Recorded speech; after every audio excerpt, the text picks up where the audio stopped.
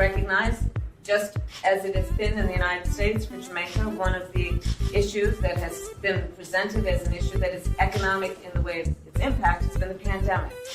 So to that end, we are announcing today also that we will assist Jamaica in COVID recovery by assisting in terms of the recovery efforts in Jamaica that have been essential to, I believe, what is necessary to strengthen not only the issue of public health, but also the economy.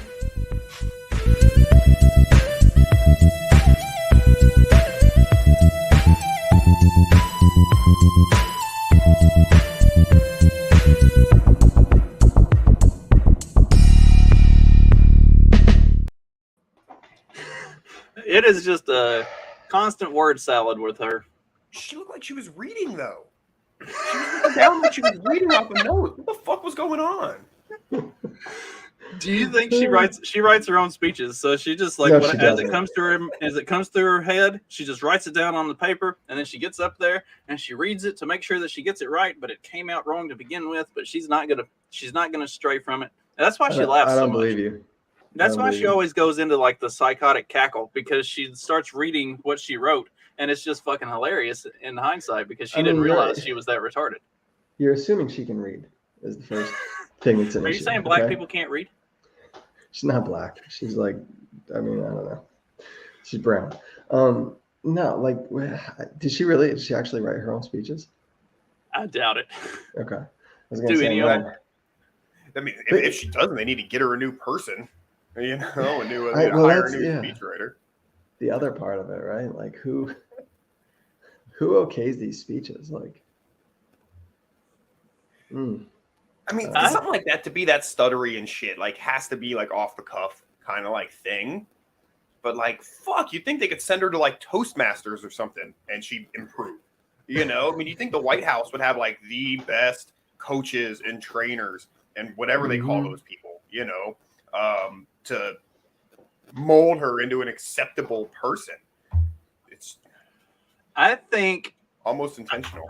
I think I think they probably have exceptional speechwriters. But the problem is the people that they're putting these speeches in front of are incapable of actually doing it. Like, Biden is too fucking senile.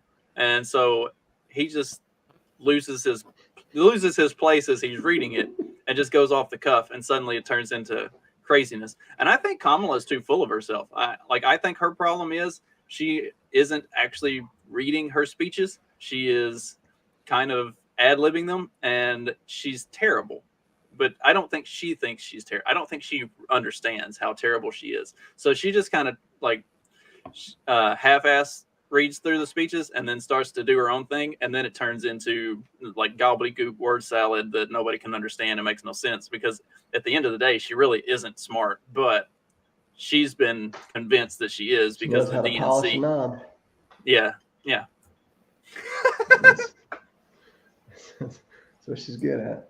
I don't know, man. What it's crazy. It's crazy. You think they just cancel it, just shut it down already and say, all right, Kamala, you can't read. This is no good. Time to go home. Pack your bags. We're getting somebody new.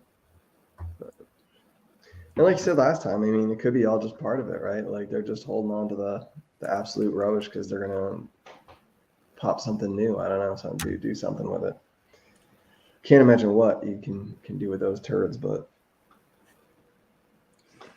so a guy who works for me and friend of the show was explaining how they ran these like experiments and stuff back. I can't remember how long ago it was. Anyway, and one of them, they were like projection type experiments, and one of them was referred to Hillary Clinton being president in 2022. I think it was like they were running these experiments to set up their timeline, and I've been saying it for a few weeks that I think they're setting the table to usher Biden out here pretty quickly. Is that the play? They run Biden out, run Kamala out, and have Hillary installed as the new president around around election time. I mean, how do they do that? But I mean, 2022 isn't the presidential election. Okay, so I've had to explain this too many times. Not. Sorry, us dummies. So it's because his logic is broken anyway, and it makes no sense. So he has to keep explaining it. No one understands. Yeah, that's what it is. You know? No, see, I keep one more time. all right. I keep saying like they're going to usher Biden out. Kamala's going to become president. I'm not concerned about Kamala, who is going to be the one that follows her. And everybody keeps saying, "Well, it's the Speaker of the House." No. Whenever Biden steps down and Kamala becomes president, a new vice president will be appointed. Like, it's not the Speaker of the House doesn't just automatically become vice president when the vice president becomes president. So when Biden steps down and Kamala becomes president, a new person will be appointed as vice president. And that's the person who's going to be running shit in a year from now. So they appoint Hillary as Kamala's vice president, and then 6 months go by and they usher Kamala out for whatever reason they've got brewing in the background. And Hillary Clinton is the president around mid-November of 2022. I don't think it would go that fast.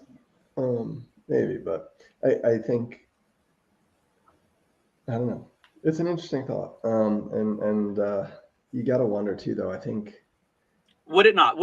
Because, I mean, think about it. When 9/11 happened, by January 1st, we're already at full fucking war, like deployed and everything. So is it outside the realm of possibility that the state wouldn't? I mean, you don't just like ramp up and go to war that fast. Like there has to be more to it than that.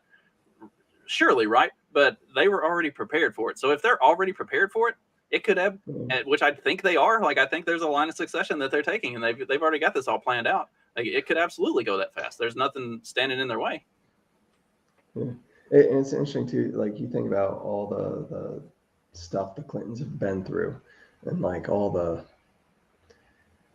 things that they've done, and you got to wonder, like, do they actually want her there, or is this just like a Hillary, like, on her pedestal thing, saying like, look, you promised me the presidency, and Trump won, and so now like I got to get in there. So, and they're like, okay, here's your consolation prize. You get 2 years, and see what you can do with that or something. I don't know. Or even not even just for her, just for like I don't know if the Democratic Party is the right term, but the people who really enjoy her would just love, like, if she was just even just like a symbolic thing, if she was president for a fucking day, they'd be parading around that this is some huge fucking win, and we had a woman president, and this and that. So, but I mean, are there enough of them? I don't know. This high level thinking stuff is a little above me. We had a woman president there when Uncle Joe had to go get he got put under there for something. I don't remember what. Something to do with the butt, probably. Yeah, I think so. So my Q buddy keeps telling me that Hillary's going to prison. So I mean, if that happens, then this is all out the window, man. How's she gonna be president from prison? I think. I mean, does it say anything about that? Like, I mean, you just can't vote from prison, right? I guess you can probably still like hold office from prison. I don't know. I feel like there has to be a rule against it, but I can't articulate it. No, I don't know. I don't see anything crazy happening. Honestly, I think like maybe there will be, but I mean, I feel like, people are too much of pussies. I feel like that would like cause like the split, the secessions and stuff finally, like my Trump buddies, I just don't know how they could stomach something like that happening and being like, look at this chicanery. But what the fuck am I saying? They're not going to do nothing about it. No, it'd just be like, let's go drive around with our yellow flags in the back, don't tread on me, Yeah. But I don't know. Like, I get it. And I see this and part of me says like, okay, but there's the other part that's kind of like, no, that's too complicated. There's too many moving pieces. There's too many parts. There's too many people that have to be involved. Like, what we're seeing now is just the nature of politics, and it's like sheer retardedness. Like this is what happens when you have, you know, people that are only concerned about themselves, that are only concerned about making a dollar, and you know, will do it at the expense of millions of other people. And this is what you get, and this is what you get when you pander, and this is what you get when, you know, everybody has participation trophies for taking a shit in the morning. Like this is what we get, and this is, you know, where we are, and this is society, and you know, it is not looking good, and that's, we got ourselves here. This is what we get. I don't know. Yeah, they were all pretty straight and narrow and above board before the participation trophies. Definitely. I miss the good old days too, when the news was honest and, you know, the CIA wasn't running everything from behind the scenes. That really was a sweet time. I just think it was I don't know, maybe not as obvious, or it wasn't as like. No, I think what you said right there, it wasn't as obvious, because what you had fucking Ted Koppel, dude, you know, and that was your window to the world. So you had to be a little protective of your plays, you know, and yeah. Well, it was, in, you know, in being protective, you couldn't be like, you couldn't be so blatant, and you couldn't just do like put retards in office. And but I mean, at the same time though, like I really feel like everything is and I've really been paying a bit of attention to this, but like everything is like really like narrative building, you know. So we saw like with Ukraine and stuff, you know. Yeah, over the course of the last couple of years, they've been dropping some stuff, you know, with Russia and everything. But I mean, it took like 2 weeks for this propaganda machine to turn everybody from COVID to that. It's just, I think it's just so easy for them to build a fucking narrative and get people on board with what the fuck ever, you know. And some of this is just be from hearing random people on the street talking amongst themselves about current events, you know, listening to any sort of stupid local news or like AM talk radio or something. It's painful what fucking people just think and go along with, and just whatever the fucking TV says. So I don't know, man. I don't know, dude. I really feel like they could make some big changes quickly if they really wanted to. I think they've done it. And since you bring up the Ukraine topic, like, how insane is it that they went, like, you have the entire party of peace now cheering for World War III. Yeah. I mean, like, we've made the joke for years that the left and the neocons are all the same. But like now, instead of it being that the neocons were actually a bunch of progressives, you're seeing that the progressives are actually all a bunch of war hawks. It's oh yeah, always have been. And I want to say that I do agree with you, Clyde, that I don't think that's going to happen. That seems a little crazy and like extreme, you know, for the way the timeline typically goes. I feel like we tend to keep the president, like, yeah, there's always like scandal and upheaval and debate about what, because half people hate the president, but I feel like that office kind of has persisted, except for a couple early exits through death. You know, maybe. See, I'm gonna save the recording of this episode, so when it happens, I can just run this back. We're not even gonna have an episode that day. I'm just gonna run this. Hey, I'll do my lawyerly talk. I don't know what's gonna happen. I'm just saying it doesn't. I agree with Clyde that it just doesn't. That doesn't feel like something that's gonna happen. But dude, I mean, the beginning of 2020, I didn't think, I was like, this shit's gonna be over in a week. You know, I don't. Okay, so I don't disagree. Like I don't feel. I also think that's like a step too far. Like there's no way they could do that, thinking that they would actually get away with it, right? But then at the same time, like you've seen just how blatantly obvious they've been with everything over the last 2 years, and like whenever I look at something and I think there's no way they would do that, then I also look at like literally all of COVID, and I'm like, okay, maybe they would. And with COVID, it involves them changing the rules. It sounds like with the whole process you're describing, they could probably do it in some way that, you know, if it wasn't, it would be completely above board. Would be totally legal. You know, legal. It's the way the Constitution or whatever is fucking written for this kind of shit to happen. So there's nothing like below board about it. Like so on its face, it's just we all know it's bullshit. Yeah. So like I've talked about it. Did y'all ever watch the Netflix series House of Cards? I saw like the first season. Sure. Okay. So like, started getting gay. The first 2 seasons were really it's good. Kevin Spacey, though. I mean, what'd you expect? Yeah. Well, so the first 2 seasons were really good. It kind of went off off tracker, or it went downhill after that. But like the way that they go about from him going from being whatever he just a senator to becoming the president, like Mhm. the line of succession that they use to move that character through through positions of power and make him the president without him ever having been elected president, like that's legit. Like that's the way the system works. It's not it's not completely off it's not off base, and it's not like some fictional thing. Like as crazy as it seems when you're watching the show, like that's actually the way that succession could potentially work. It's not unrealistic. So that's why I look at it like that, because that is a legitimate avenue to, like, if you had not been elected president, how could you become the president? Well, that's it. I mean, and they are setting the table for that right now. Like that's just the way I kind of look at it. Like it's just too coincidental that you have everything happening the way it is with Biden. Like, why is the mainstream media literally every single week putting out a new report telling you how low Biden's approval ratings are, while at the same time the Hunter Biden stuff is being proven as factual and not a hoax, and more information is coming out of that? And not only is more information coming out of that, but actual the big media outlets, New York Times, Washington Post, they're actually starting to report on it. Like that stuff doesn't happen by accident. I guess. The thing with COVID is like there was a reason, there was some sort of like rationale behind like shutting things down, right? This deadly disease is going to kill everybody. Like, and you can get people to buy into that out of fear. I'm not sure like what the buy-in would be to, That why does there have to be a buy-in for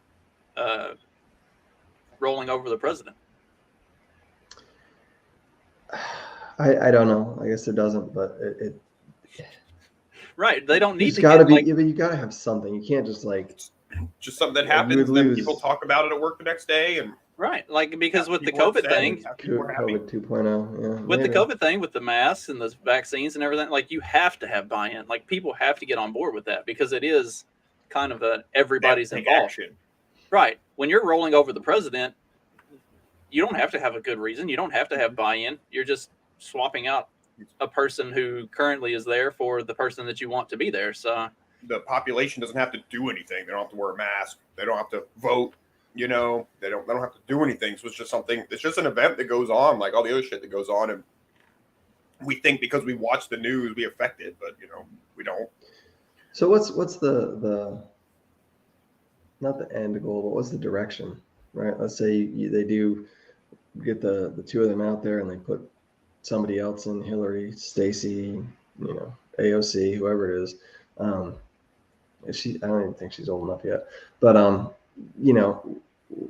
what's the end goal? Like, what's the point? What's that person going to do differently when you have, a numpkin like Biden in? Like, you can do anything you want. Like, he would,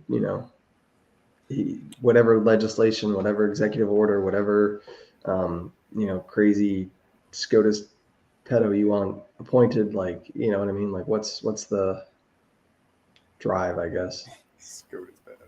I guess if I had to guess, and I mean this, I'm terrible at this, but I'm wondering because, like you're saying, even this whole thing, just Biden being president, I'm like, what the fuck is their game here? He's not making it 4 years, and they're presenting it like even talking to my old man. My old man's talking about, oh, they're going to try to use this against them in 2024. I'm like, you think he's running again in 2024? Get the fuck out of here, dude. But my dad's like only a few years behind him, so maybe it doesn't look so old to him. At any rate, I'm like, what the fuck's going on here? But thinking about it now, okay, let's say they are trying to get Hillary in there. At the same time, this Russia war thing is ramping up. Hillary has had this whole Russia thing for what? Fucking 6 years now, after the 2016 election. So it's almost like if she's president, she's like let's go to fucking war with Russia, fuck those guys kind of thing. So maybe it has something to do with Russia. Maybe she's the person they want in there to escalate the Russian war. Do you think there's because I think we're starting to recognize, I guess I don't know who we is, I don't know, like China owns us, right? Like we buy all our stuff from China. Like Russia and China, the big threats, I guess, on the world stage. You think we're going to try to use this as a block to take them down and keep, American hegemony over the world? Or do you like, because that's the way I was seeing things, like, 6 months ago, a year ago, it's kind of like, okay, the US is on the outs, like, Russia or China is going to come in and kind of become the new world power. And, especially with Biden in office and the like shit we're doing with the oil and the pipelines and not letting people pump and, all this stupid stuff. It seems like a good time for somebody else to come over and kind of take over the world. And I wonder if they're going to try to use this as a play to keep the U.S. back on top, still on top. I don't know. So Russia and China and the communists in general are not particularly on board with the whole new world order thing. India is a rapidly developing, growing country that is also not entirely on board with that. So you have like the two largest population sources, or the population centers on the planet, of India and China, who aren't on board with the new world order thing. And then you have one of the largest nuclear powers plus a huge oil hub in Russia that is also not on board with that. So yeah, they have to ramp up this for those who are on the side of this new world order, Great Reset, all of that BS. Like, you have to ramp up opposition to those forces, and I mean, you almost don't have a choice but to escalate it to a third world war where it's effectively the NWO versus communism. I mean, like, that's what it's going to become. And as far as I'm concerned, we lose both ways. Like, we're being backed into the corner of, if you oppose the new world order, you almost have to support communism, which is fucking psychotic. But like, here we are. This is where the world has turned. Like, I think the new world order would be equally as socialist as some of these other places. Like, just yeah, but I don't want that. No. I'm saying you're not really, even if you back the communists, like, you'd still be backing, like, I mean, you're backing the same thing. It's the same thing, right? Like, either the state owns it or these corporations that the state owns. Okay, so I guess what my position is that I wouldn't necessarily be backing communism so much as I would be backing that in the event that happened, because Russia's not looking to expand and make the entire world communist. I don't think. Right. I don't think China's looking to. Neither is China. Neither do we. Right. They're not looking to. Trying to do it. Right. They're not looking to expand and make this make this their own new world order. They just oppose it being put on them. So if they were to win, then the rest of the whole new world order thing just kind of crumbles, because it tried to impose itself on those who didn't want it, and it failed. And then you see the flaw in it, then you see the weakness of it, and then it kind of goes by the wayside. Would be the hope. So that that would be. Yeah, I'm not cheering for like global. I'm not cheering for global communism. I'm cheering for. Yeah, I'm not saying I want the communists to win because I'm trying to usher in communism in the U.S. I'm just saying I want to see the New World Order fail and the Great Reset fail. That way it'll fucking stop and I don't have to live through it. Do you think if Klaus like had an accident in the bathtub, do you think we'd still have like this whole ushering in of things, or is he like the big driving force, the big money behind it all? Because a lot of times I feel like, somebody say, oh, we just take out Putin, it'll all be over. And like, we see it in the Middle East every time you like knock off some terrorist leader, there's 5 other guys that'll take his place. Yeah, there's too many moving parts. Like, you can't take out one person and have it come to an end. I wonder how much power, like, these I don't know what you want to call them, world oligarchs or whatever. How much do they actually have? How much power do they actually wield? You know. Individually, I would say probably very little, but as a collective, that's where their bread is buttered. Is as a collective, they wield all of the power because they have the money and the influence to force people to do what they want them to do. But like as individuals, yeah, I don't think. I mean, I think they can control their little small spheres, but they can't wield this kind of power without being in on it together. Yeah. Which is why you see stuff like the World Economic Forum and all that, because they know they have to consolidate their power. They know that like Bezos and Elon Musk, for all of their money and everything, like how much do they really control here in the U.S.? Like really, they're able to dictate policy in so much as it can make things a little more beneficial for the way they conduct their business, but they're not like setting policy. They're not actually having that much influence over what's being done in Washington.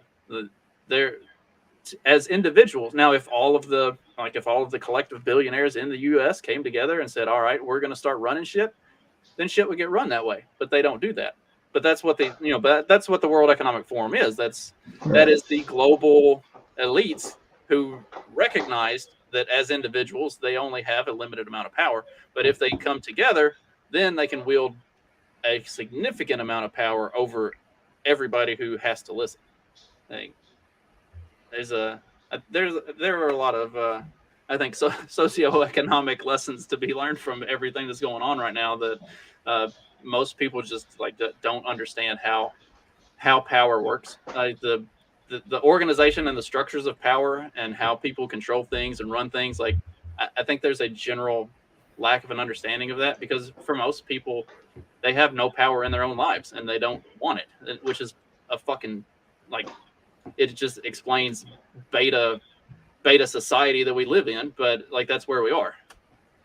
People don't understand power and they don't want to. They don't actually want power for their own selves. They don't want power over their own lives. They want somebody to tell them what to do and give them everything they need and just be fucking taken care of from cradle to grave. We are in a minority, unfortunately. Yeah. Sorry, my white majority. I'll hold on to that one forever. Friday. Are you guys in the more there's a Illuminati kind of one thing guiding everything, or do you feel that it's more like, oh, there's just different groups who have power and try to get influence where they can, and just sort of the way things work, or just sort of the way that everybody acting in sort of their own best interests kind of thing happens? Like how much is there a fucking smoky cigar filled room with 12 dudes who determine everything that happens in the world, or is it more like, yeah, there's these NGOs and there's these governments and there's these rich people and they all sort of work together, of course, when it benefits them? You guys understand what I'm saying about the two different camps of thought there? And I struggle with this one. I go back and forth because there's so many moving parts, right? Like it'd be impossible to organize it, and you have to predict the future a little bit. And granted, you can, if you decide to, do something like COVID, you can gauge what's going to happen. You have a pretty good idea what's going to happen if we shut all this stuff down, or you force people to do X, Y, Z. But at the same time,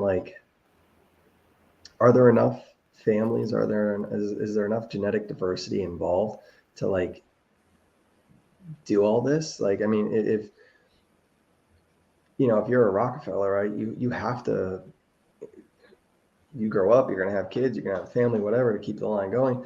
Where are you getting that new blood from? And who do you trust? Where do you find these people? Because that's kind of, you look at Mark's girlfriend there, she snuck her way in onto that field, and can you trust her? And obviously you can't, right? Which one? I've seen pictures of Mark with AOC and with Meghan Markle. Which one is he? Which one are we talking about here? The one the Queen doesn't like, Meghan Markle there, but so I think you got to be careful about who you bring in, lest it breaks up your structure. And so I don't know. I think you'd see more things like more fallout, like whatever his name is, Prince William, Prince Harry, and Meghan Markle. More instances like that of people kind of like stepping out of their family oligarchy and just coming back to the plebs. Maybe not, but I don't know. There he is. It's people. It's people who were like raised for it, I think, because even if you look like and I'm not going to tell you exact examples right now, but like if you look like even just like okay, like a senator's like son or daughter, like they're going to marry somebody who's in like somehow related to somebody in the CIA or somehow Right. they're all it's a couple degrees separation at most, and all these people like they go to Ivy League schools, they're in fucking Skull and Bones, or when this might be a little more old school, maybe last century, but the principle still like applies. But it's just funny how all these people in power all went to the same schools or in the same frats or what the fuck ever. They're all just a degree or two of separation from each other. They intermarry. So exactly what you're saying, I think, is right. And I think that maybe that is an example where they didn't follow that rule well enough. With the and that's it. But I think like as you get to the top tier, there's less, right? Like your politicians are in on it a little bit, but they're not getting the whole thing, right? Maybe some of your idiots who look good on TV. Like that's right. their job. They don't have to be smart or planners or involved. So I don't know. I feel like you would see more examples like Meghan Markle at all. Just kind of fall out of that stuff, and maybe there has been, and they just keep it hush hush, and nobody actually picks it up and runs. And maybe the Meghan story.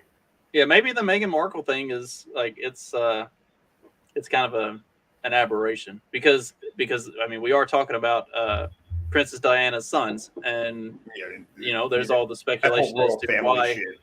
Yeah, there's all the speculation as to why she died in the way she did, and that there were things that she was going to blow the lid on and stuff like that, and so maybe this is her son taking her rebellious streak and just taking it to an extent that's not going to get him suicided in a car crash. Mm-hmm. Fair enough. And to answer Dag's question, I don't think it's like 12 dudes sitting in a room, but I also don't think that the groups are working independently. Like I think it is the groups, but I think they also work together. Like I'm sure. Like I think when it's advantageous for them, of course. Right. Like I think there are the groups, but I also think that the groups kind of have their connections with each other, where they are kind of to like the 10,000 foot view, they would look like one group. But if you zoom back in on it, you can see that it's individual groups, but they're all intertwined. Well, look at like organized crime and like the rise of organized crime and like the the early 1900s, like as they started. So like when the FBI came about, like some of the FBI dudes are like, look, it's this nationwide crime syndicate. And people are like, that's bullshit, man. Like these are just dumb fucking greaseballs. They can't fucking put some shit together. They're not nice college educated businessmen like we are, or lawyers or what the fuck ever. So, but yeah, as it turns out, they were several, and these are different families, right, who have their own operations, but they're all working together. They define their borders. They're just like government. That's what a border is where two gangs decide to stop fighting, and that, creates a thing.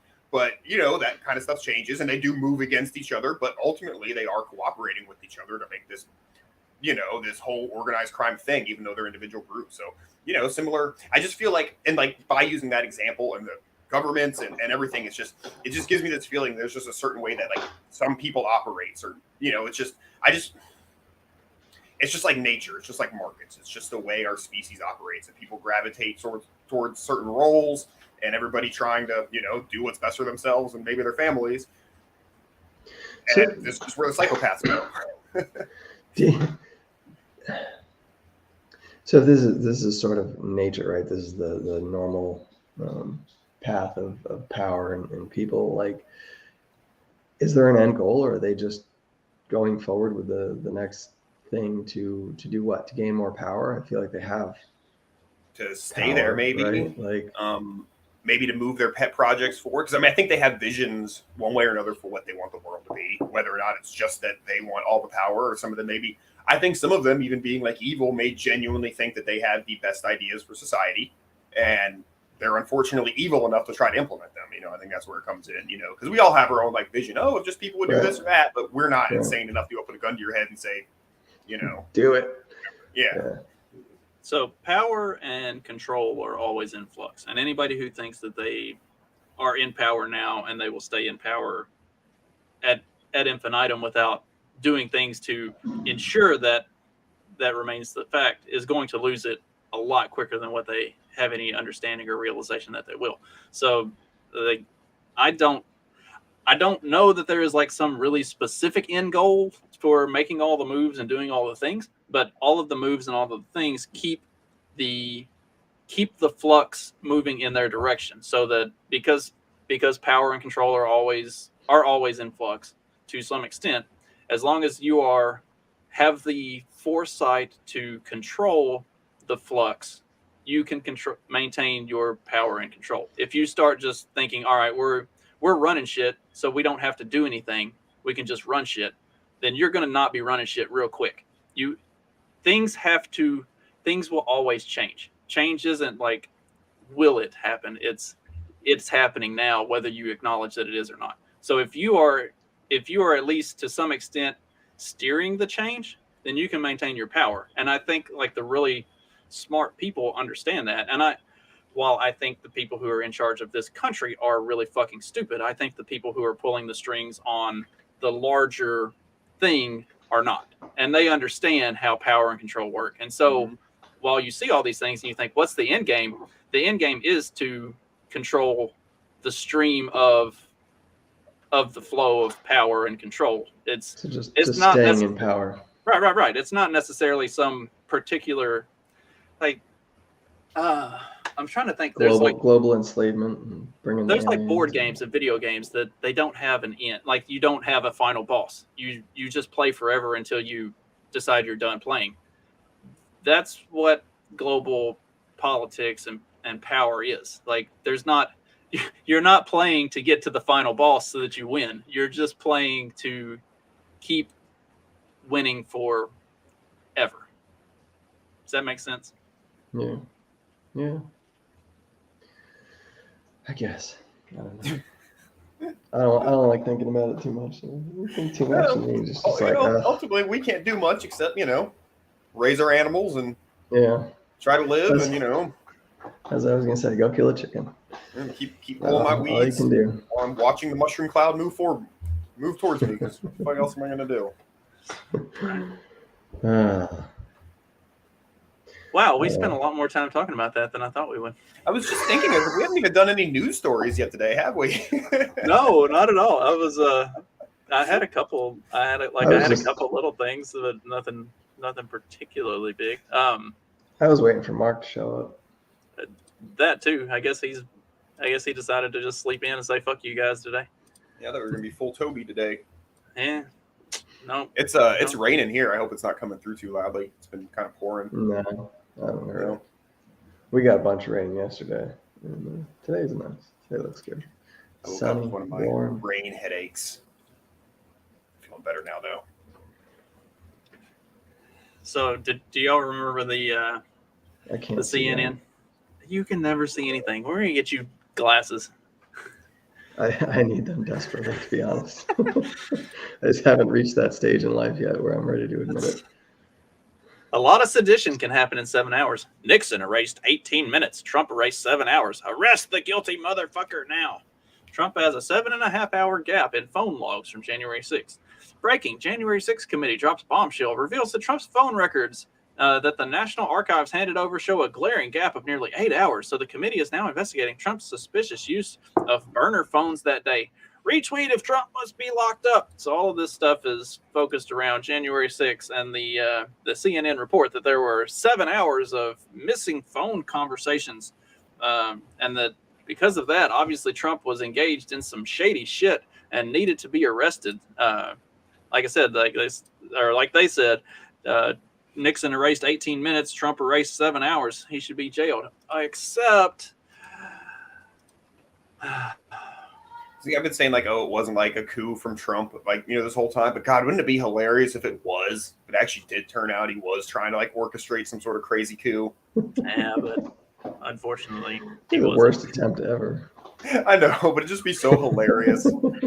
I'm all about whatever's funniest, just so you guys know. I Whatever got- the funniest I got thing that 200 happened. 200 of these mentally midgets, and they're gonna take over the world, and they're gonna be president forever. It's gonna be huge. Like, you know. Magnificent. Did you guys hear him talk his statement about him making a hole in one on the golf course? Yes. It's fucking hilarious. That's the best. That's the best press release ever. Yeah. Like, if Fox News had any sense of irony, they would run that on the front page immediately. I Like, hate it's- people who brag. At the end, he's like, I hate people who brag. But guess what? I hit a hole in one, and all of these famous golfers were with me to see it. And I beat them. It was... Oh, shit. Yeah. Good times. I mean, I hate to say it, but like the more and more this goes on, the more and more I love Trump, you know? Yeah. And I just hate to say it. It's just so funny. It's just so funny. It just keeps being so funny. He's a character. Yeah. He just like, you gotta love how he just like there's no, he'll take the piss anytime he can. It doesn't matter like at what expense, like who he's playing. He's just gonna play him, and it's like, man, and the people that don't see it are the best, you know. The fact that there's enough of a population for him to like, oh God. That's So I made the comparison like early 2017. Did either of y'all were y'all like fans of like the WWF or WC, that like professional wrestling? Did y'all get into that? Any as I'm kids? or- learning about it now, and I wish I grew up with it, because now my roommate's a huge wrestling fan, and he like cuts promos like for fun. Like he's like in this fake wrestling group where they just cut promos against each other, and he's so good at it. It's so fucking hilarious. Anyhow, I've been learning about it and the characters and just all the backstory, and dude, it is the funniest fucking shit. So maybe, to answer your question, maybe, depending on what you're gonna say. Well, Carlos, even though the final standings have been determined, we have to be a good NCAA March Madness fans and let the tournament end, and then next Wednesday It's not over yet.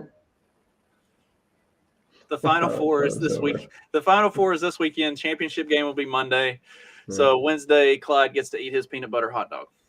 Oh, nice. Mm. I'm glad Well, Carlos is here. go I get have some some- Mexican jokes for him. When I listened to his podcast with you and Marco, and he said he wants to hear all the Mexican jokes, so I have a couple. But I wanted to wait till Carlos was here. I'd say take it away, because I was just going to talk about Trump. So I'm curious about the end of that. So why don't you finish that one, and then we'll do them. Bill, Okay, Stick so- around, Carlos.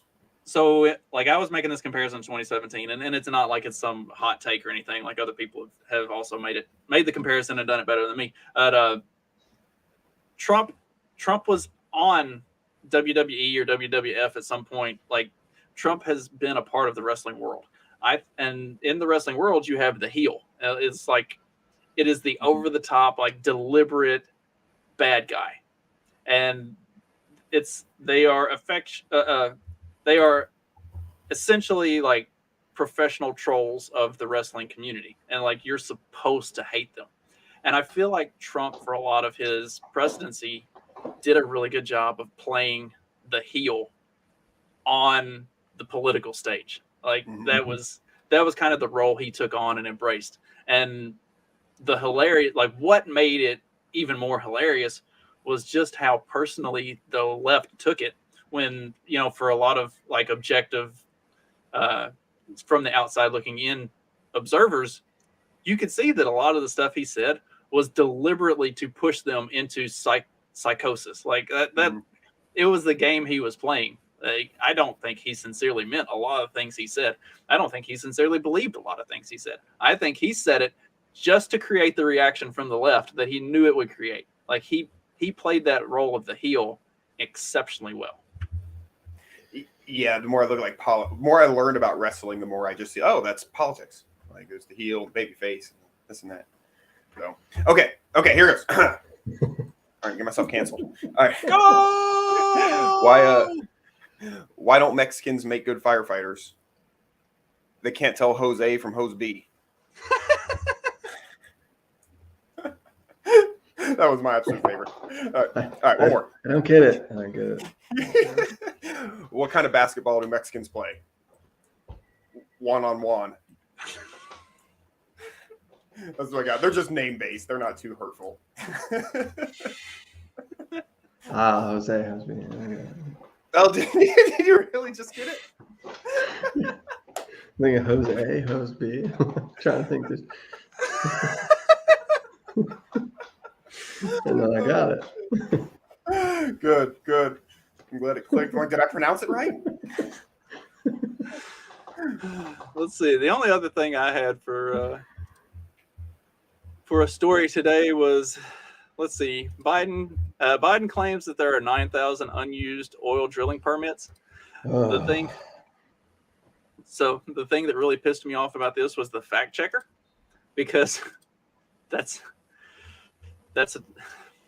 okay. If Trump had said that, the fact checker would have said, well, this is missing context, because factually that's correct that there are 9,000 unused oil drilling permits, but here are all the reason that those permits are going unused. Whereas with Biden, the fact checkers say, well, that's mostly true, because factually there are 9,000 unused drilling permits. And then in the undertones of it, it also explains like all the list of reasons why, yes, there are 9,000 unused drilling permits, but that doesn't really fucking matter, because they're not like, they can't just go out and start drilling tomorrow on those. Like there's a whole lot more that goes into it. Like I fucking hate the fact checkers so much. As I started an entire show based around my hate of the fact checkers. So, okay, so these permits, like, so how does it work? You got a piece of land and you have a permit to drill on it, and you just haven't drilled yet? Yes. Is that essentially what they're, when he's saying his 9,000, there's 9,000, is that it? Are we talking about wells that are already drilled but are inactive right now that they're not tapping into? Is that like, do you know? So it's a bit, your initial explanation was a good 5-cent description of it. Like, yes, it effectively what it means is there are 9,000 drilling sites that are just not being used. But the problem is, like I said, like those 9,000 sites, they can't just go and start drilling tomorrow. And even the ones that are, like you were saying, like inactive sites that have wells and aren't being used, they can't just turn those on tomorrow. Like there is still a ocean of permitting and fees and regulations and hiring and structure to be built. And like, okay, let's say all 9,000 of those unused drilling permits just said, all right, we're going to start as soon as possible. You're looking at 1.5 to 4 years before most of those are active. Like, well, yeah. No, and that's assuming that by starting to do that on every single one of them, they didn't bankrupt themselves to get it going, because there is like, they can't just start tomorrow. There are fees and permits and regulations and structures, and there's too much. I was curious because, like, just because you have a permit on something doesn't necessarily mean that it's going to be productive right now. You know, like it might be like, okay, we assume there's oil here. There probably is. You know, maybe we don't have the tech for it yet, but we think in 5 years the tech development is going to be sufficient to get there. Like, and that's, I think people aren't understanding that, like, you know, they might have a well, but it might not be profitable to run it right now. Like, right, and that's a lot of it too. To just throw it down there, like, yeah, you got to do this. Like, I'm wondering if it's like a permit, like per well or per site. So it could be maybe you have one site and that site's going to have 50 wells on it, you know. But it's the only thing big Justin has. But so then it pumps the numbers up to say 9,000, and really it's like, oh, it's a few locations, but yeah, there might be a lot of stuff on it. And yeah, sorry to disappoint, Carlos. I don't know any horribly racist ones. Well, and like something else that goes along with that is they talk about, like, yeah, there are 9,000 of them, but over the last year plus, the Biden administration has been going about making sure that the permitting and regulations and extra fees and all of the stuff that would be needed to actually start up on those 9,000 permits, the drilling permits, all of extra stuff to actually be able to start drilling on those drilling permits has been ramped through the fucking roof to dissuade them from starting it. So he's coming out here saying there's all these 9,000 drilling permits that they could be drilling on, but they're not doing it. We should be punishing them for it. Well, you have been punishing them proactively to not, or you've been incentivizing them to not start on it by saying that if they do try to start, they're going to be punished and have all these extra fees and all of this other stuff. So like, do you want them to start drilling on it? And if you do, get rid of the permitting, get rid of the extra fees, get rid of all the bullshit that's going to stop them from it. Or if you don't, which seems to be the case, you don't actually want them to start drilling on these things. You're just using the permits as a talking point to act like you haven't completely torched the economy. But and when you couple that with like, you know, all that he did on the permitting side of it, and now he's, you know, releasing, I don't know how many barrels from like the reserves, and people are like, oh, this is great, and like, it seems like this is really like a drive to get rid of oil, right? If you're not like producing anything to refill the reserves, if you're not like doing anything to increase production to let up, you know, to put some back in the bank, like you're going to be screwed later down the line. And he knows that. They all know that. They've got to know that. I think this is a bigger push to get out of big oil and into, you know, other energy fields, I guess, or I don't know. Yeah. It just, I don't know. And the number of just abject morons out there that are God, I can't, like, there's people that still think this is like Putin's doing, that, you know, like the oil companies are price gouging, you know. It's like, oh my God, who are you people? Like, where did you I don't know. Sometimes I think those people make me more sad than, like, you know, thinking about I don't know, nuclear war. So, like, see, you know, nuclear war, we all die. You know, without nuclear war, these mouth breathers just keep reproducing and keep, you know, creating retarded spawn. And I can't. Yeah. So what's the better world alternative or world ending? Idiocracy or nuclear winter? I don't know. I hate winter. The fact that you say I don't know tells you everything you need to know about this question.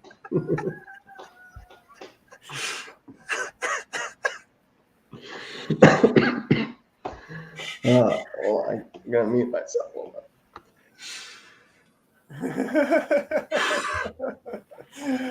I mean, I'm gonna vote for Idiocracy if I get a vote. I'm just gonna say it. I mean, I'm probably voting for nuclear winter just because there's a chance that it turns into Fallout 4, and I kind of enjoy the Fallout games. I think I would do okay in that world. I mean, granted, I'm not going to make it to see that world because that's like, you know, some hundreds of years down the road. But I don't know, man. We'll see where it goes.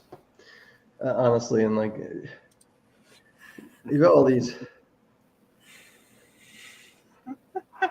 taco truck and all the little cockroaches following it around. Those things don't die either. Whoa, dude. I'm glad Carlos got his racist joke out of the way. Shit. that was I was just saying that cockroaches survive, like, you know. Upon explanation, that's actually pretty funny and not horribly offensive. Okay, cool. You guys, you think the worst, man. Why you would do that? Rightly so, usually. All right, hang on. All right, let's last thing that I had to share. Actually, this is. Were you gonna say? I'm sorry. Were you gonna say something else about the Trump tape? We talked about the fact they were missing, and then you were like, "But however," and then I think we got sidetracked. Was there an explanation for why there was 7 hours of missing tape that you were gonna say? Oh, I pulled it up. It was on the screen for like a good 5 minutes while we talked about other stuff. No, I think it was CNN, like 5 seconds. It was up for. No, go back and watch the tape, son. I missed it. I had to pull up my Mexican joke note so I didn't mess him up. Oh yeah, you might have been busy with your Mexican jokes at the time. Hang on, let me pull it back up. So There it is. Official review of Trump phone logs from January 6th find that the record is complete. Oh. No, there was actually nothing missing. Well, shit, I heard all about that on NPR News in the morning yesterday. I listened to it for like 5 minutes, and they were all talking about how it was missing, and Trump doesn't even know what a burner phone is, and this and that. But I didn't hear anything about it being complete. Yeah. So where did it even fucking come from then? So who the fuck said anything? CNN. They just ran with a fake story to try to, like, they just pull shit out of their ass. Gotcha. Yeah.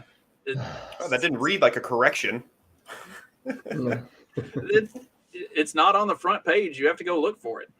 They always correct themselves, but they don't ever post it anywhere where people actually see it. All right, the last thing that we had for the day. This was actually from Clyde. Thank you very much, Clyde, for sharing a cool video. Uh-oh. Are available. But this much we know. A large portion of downtown Indianapolis remains evacuated. Now, reports are sketchy at this point, but we do know that apparently there are terrorists holed up in the downtown part of our city with nuclear devices. How many people, how many devices, we're not sure. But we have just learned here at the Channel 9 newsroom that a federal response team has been sent in to neutralize the threat. Let's go live now to reporter Ann Miller, who's out with Chopper 9 for the latest on this. Ann? Right, Jeff. We've just passed over the Speedway. We're heading east towards downtown. Now, normally this morning we see the beginnings of rush hour traffic, but this morning the city is strangely still. We don't see any traffic moving at all. Yes, although the city has been evacuated, there are police down there in the streets making sure everyone stays out of town and guarding against it just in case. And just how close can you get to where the terrorists are said to be moving? Well, you're beyond City Point Drive, that neighborhood, and there's restricted airspace above it. We're heading in that direction now, but we can only approach it.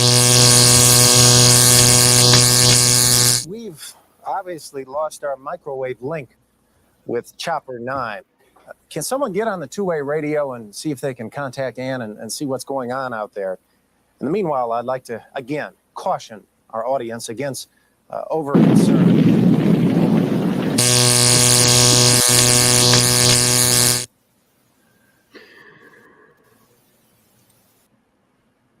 I wonder what happened to that guy. Did he get a real job at like CNN later? Is that like Brian Stelter's father? What's that? I would say his hair fell out and he became you. That looked like you doing that. Was that, Striking resemblance. what was that like for?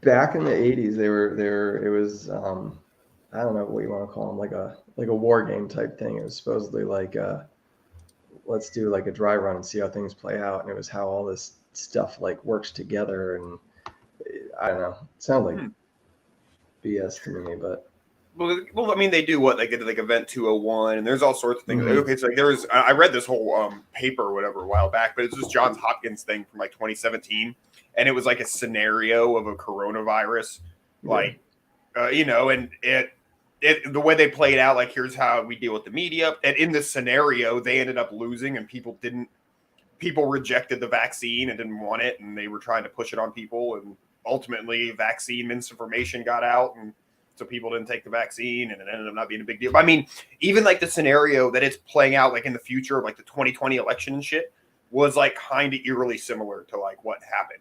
It was. You're nodding. Are you familiar with the paper, Justin? Yeah. I've seen all that. Yeah. It's crazy. They have been wargaming all of these situations for 40 or 50 years. Like they are constantly running stuff on all of this stuff. That's why I don't think the the thing that we talked about for the first 30 minutes of the fucking show. Like I don't think that would take all that long to implement, because they've got 50 years worth of practice doing simulations and putting together the scenarios for how they go about doing it. Like it's why you saw coronavirus happen the way it did. It's why you've seen Get out binder 17 and follow directions. Right. It's why you saw 9/11 and the response to it come about so quickly. It nothing is coincidental. so but then we're gonna anyway. I said I should have named the stream Black Pill Friday. I'm still always it's not on. cautiously optimistic. Sometimes it's like, is it actually on purpose? Is that actually the purpose? Are they actually doing war games because, to stay on top of it, right? Thanks, Carlos. You were asking for jokes about pool boys, but I didn't want to call you out. So,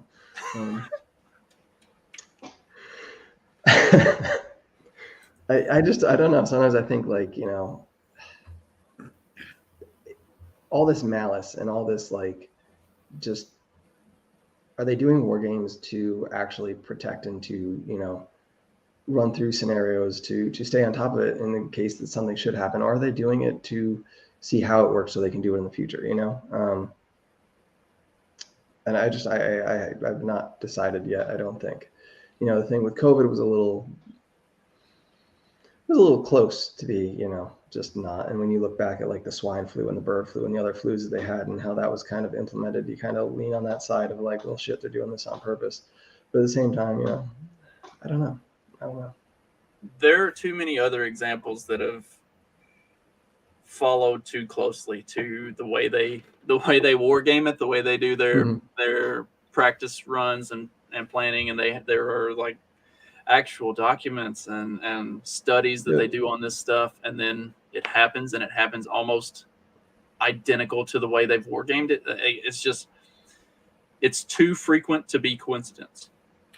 So my devil's advocate on this, because I agree with you, but so I look like the Johns Hopkins thing, right?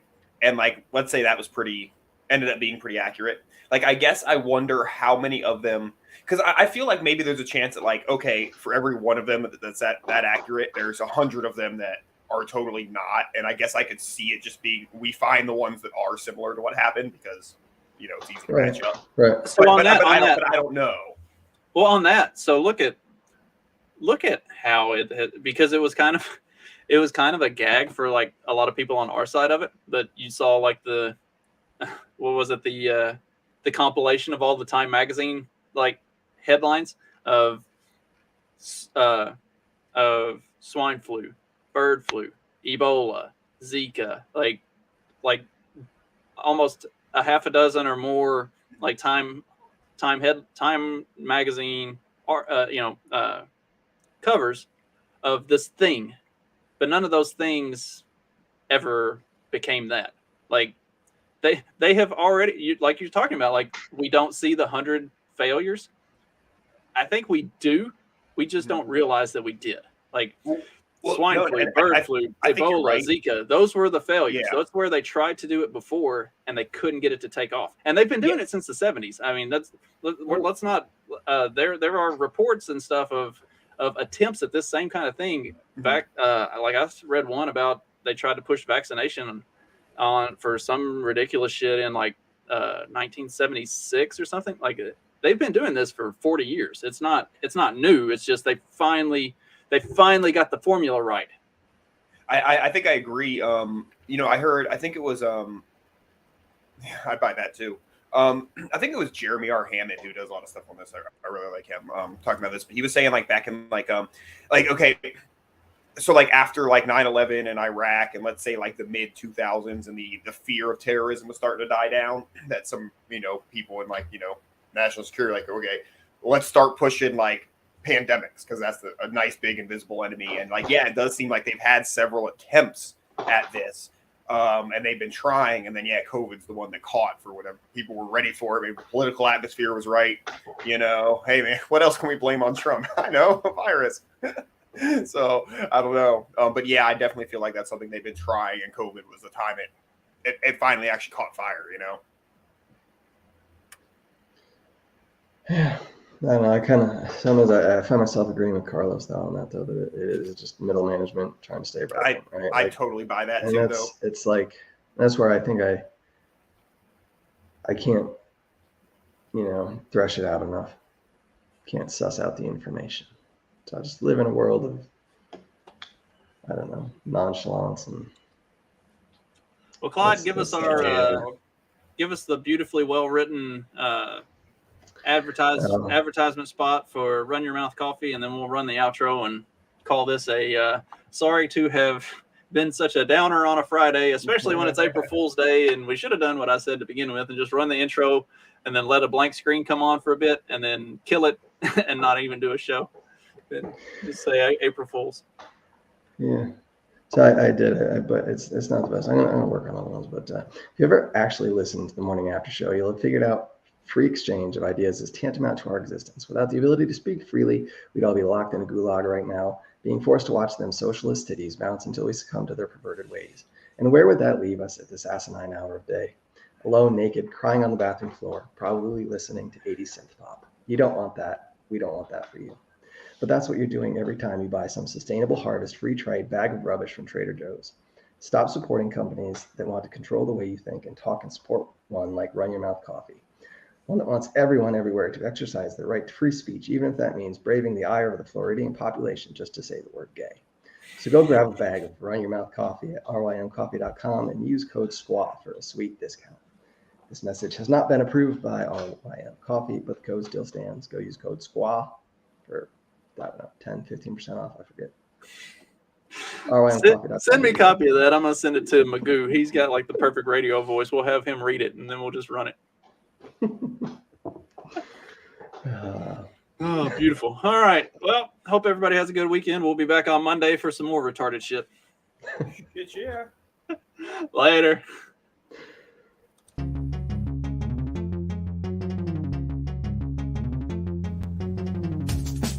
Because democracy basically means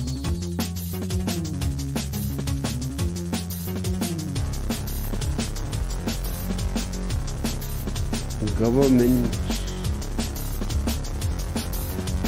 by the people, of the people, for the people. But the people are retarded.